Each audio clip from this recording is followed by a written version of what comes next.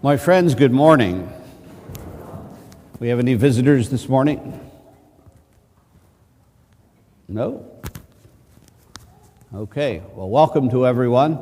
And today, as we come to gather here today, we begin the Gospel of St. Mark.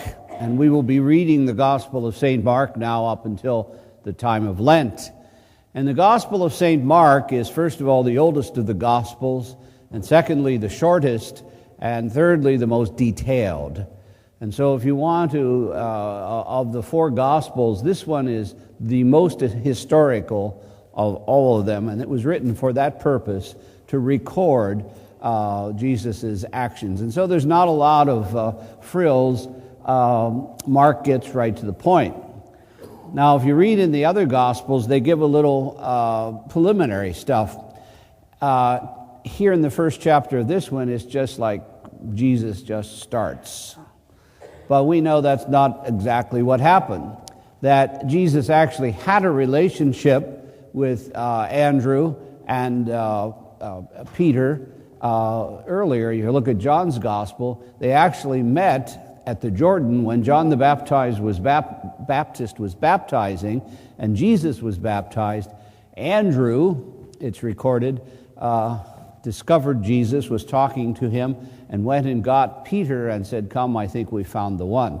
So you get the illusion from Mark that this guy Jesus was just like walking along the street in Capernaum and said, "Hey, come," and they got up and left. But these were men who were searching for truth in their lives. They had made the journey down to listen to John the Baptist. And so they lived in this little town called Capernaum, which was about the size of this room.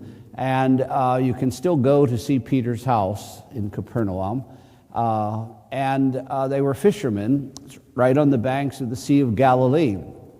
And this is where Jesus set up his shop. This is where he began his ministry. And so he was beginning to gather the infrastructure for what would become the 12 apostles and the early church. Now, having said all that and understanding now the context of this morning's gospel, let's look at what happened. What happened was a commitment was made. A call was delivered, a commitment was made. And so today's gospel reading is really about you and me. There are two levels of commitment that we make in our lives. One are major commitments that become lifelong commitments. We make a commitment to marriage, we make a commitment to holy orders, we make a commitment to career, we make all kinds of commitments that are life-changing, life-altering, that change what we are and who we are, and that are lifelong. Then there are other commitments that, other calls, if you will, that happen to us in the ordinary journey of our spiritual lives. So, when we enter into the sacrament of matrimony or into the sacrament of holy orders, we listen for the call. We listen, is this what you want me to do? Is this how you want me to live my life?